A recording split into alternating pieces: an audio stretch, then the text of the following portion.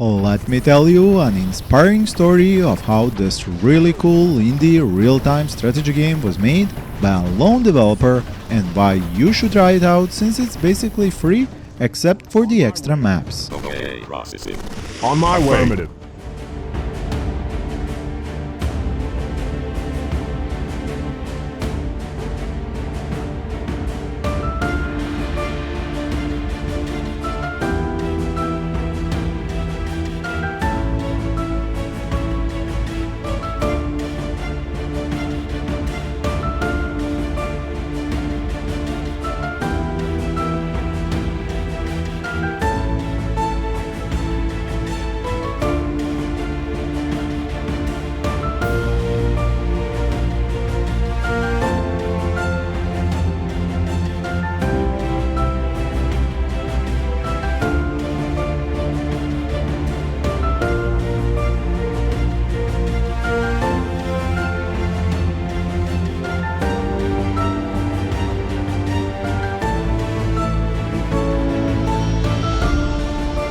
So, back in 2009, a year you might remember for gaming milestones like Borderlands, Dragon Age Origins, and the future mega hit Minecraft, this simple guy called Christoph started his own game company and named it Noble Master. His own gaming experience of enjoying Command & Conquer games, especially Red Alert 2, shaped his interest in game development and both the type and genre of games he would later go on to make. His first game was called Tropic Stormfront and the second Desert Stormfront, both of which were inspired by the mentioned games. Showing proper understanding of the complexities of game development, Noble Master didn't go for expansive or huge games for his first attempts. But these two games were great stepping stones and learning experiences for an aspiring game developer such as himself. And so, in August of 2017, he began development of what will become his greatest game yet, Retro Commander. This time Command & Conquer games were not the only influence, because he spiced up this game with the base building and commander robot from Supreme Commander and power systems from Factorio, to name just a few new elements. This new RTS project combined the fast and fun unit combat gameplay of Red Alert and big maps with lots of base building elements of Supreme Commander with a number of other features. It is a free game with some extra paid content, as I mentioned, that anyone can download and play on Windows, Mac and Linux in both single-player and multiplayer modes. The idea behind the free main game release, by his own words, is to make it easy for players to find a multiplayer match, as all they have to do is to download the game and start playing it. While to prevent any pay-to-win elements, only the extra maps are sold separately.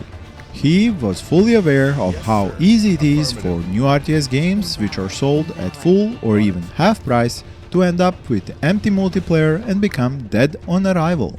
Something we witnessed many times already, even in games with high production values, like for example when Crossfire Legion was released in May of 2022 and which is already stuck with a few dozen concurrent players.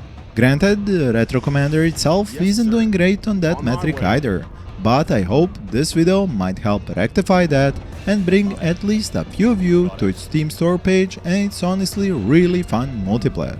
The single player is good too, it's just not finished yet, being added in sections as Noble Master crafts it mission by mission.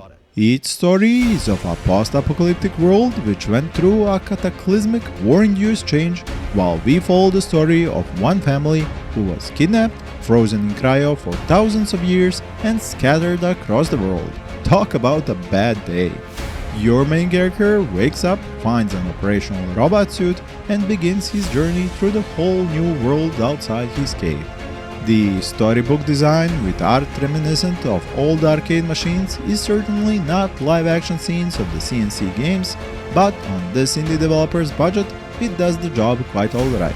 The environments in which you play include day and night cycles, rain, snow, wind, and even solar flare activity. There are no totally different factions in multiplayer, but you choose your specialized technologies at the start of each match.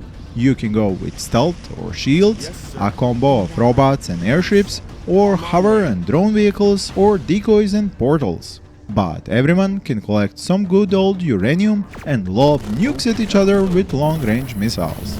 These are shot down by good missile defense turrets, so attacking the enemy's power systems first is a good strategy. The AI has several difficulty levels and you can find which one suits you the best, but what surprised me was how good of an ally it can be in a 2 vs 2 game, for example. As for the UI, one great option is that once you zoom out to the maximum level, the view changes to a more strategic view of the entire battlefield, with units and buildings becoming tiny icons on this new overview. Another is the game speed change in Singleplayer and Skirmish, so you can build your base and harvest resources much faster and get to the action quicker once you learn the ropes. Retro Commander does have a map editor, so player-modded maps or even player-modded campaigns are playable. The plans for future include adding more troops or even another faction, maybe aliens. Another possibility is a research tree. One interesting thing you can find on these maps in-game are survivors which can work and fight for you if your forces control their small half-ruined towns. They will build new units like helicopters with napalm, gunboats or attack dogs and won't even spend any of your resources for it. These helicopters can even land and take off of your destroyer-type ships and extend your combat range. I personally really enjoyed the diversity of units because you have infantry of many types armed with different weapons which work against different targets. Tanks have the same diversity of role and function as well as naval vessels, planes and bombers.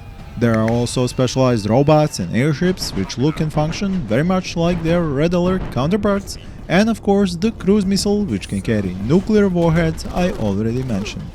Oh, and let's not forget the staple of these kinds of games, super weapons. Beyond the nuke from outer space, there is also something like a particle/energy cannon, both of which cost an arm and a leg to build, but can fire surprisingly often, and the energy cannon cannot be blocked by ground-to-air defenses, while the nuke can be stopped by them. In Retro Commander, a regular match goes through about 4 stages. First, the building of power production, power lines and resource collection, then the unit production buildings. Second stage is unit production and probing attacks to see what the enemy is up to and what units he is training. Third stage is invading more land and taking over uranium deposits. Fourth stage is total war with naval invasions, land, sea and air battles ending in nuclear Armageddon. In one word, fine. And best of all, you do not have to take my word for it. Use the link in the description, download the game and start playing. Thank you for watching and happy gaming.